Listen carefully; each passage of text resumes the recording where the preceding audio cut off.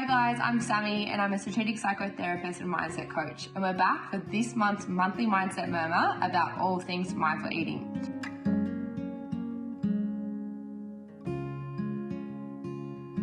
So mindful eating is a really helpful tool to introduce if you find yourself emotionally eating, rationing your food, restricting food, or even if you find yourself having a negative relationship to specific types of food.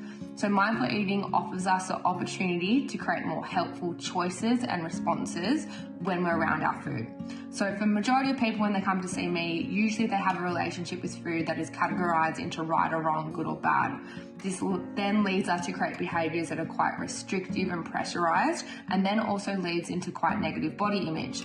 So mindful eating is what we call a pattern interrupter, and one of our first boundaries to introduce when we're around food, because it's all about getting present, fully tasting, smelling, touching, and utilizing those senses as if we're tasting and experiencing our food for the first time. And why we do this is what we call reassociating, is to separate our experiences and conditioning from past around food to something more present, helpful, neutral, and enjoyable. To not categorize, once more, food as right or wrong, good or bad, but food that is there to be enjoyed, tasted, and also something that nourishes us when we choose to fully enjoy it. So with your next meal, what I'd like you to do, I've got a little bliss ball with me here, is to stop, pause, and breathe, and take 3 deep mindful breaths. So a little pattern I like to look at is breathing in for 4, pausing for 2, and out for 4. Again, breathing in for 1, 2, 3, 4, pausing for 2, and exhaling out for 4.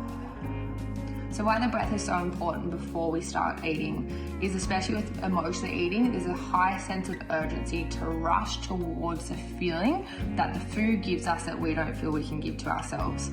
So what we do when we want to look at food is to stop and what's called interrupt our pattern to create greater presence, and that helps us to then fully sit, enjoy our food, and also helps with our hunger cues as well. From there, after your breaths, we're going to utilize that first scent.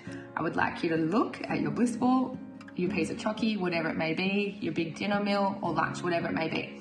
I want you to observe all of the textures, the patterns, what do you notice? What colors can you see? Is it rough? Is it smooth? What specific details can you see that you might not usually notice when you're just rushing towards the taste that the food gives you? From there, we're going to utilize that smell. What can you smell? What are the specific scents? This one tends to bring a bit of a laugh, but putting your food to your ear, what can you hear? Does your food make any sounds? Is it sizzling from getting off a hot pan, or does it not make anything? From there, what we're going to do is, again, we're just going to touch your food, and this can either be in your fingers or when you put it in your mouth. So from there, popping in your mouth without chewing. What I would like you to do is to just roll that piece of food around your tongue, noticing once more the textures, the flavors. Is it hot or cold? Is it smooth or rough? Noticing all the little finite details. And then from there, I'd like you to finally stop and chew.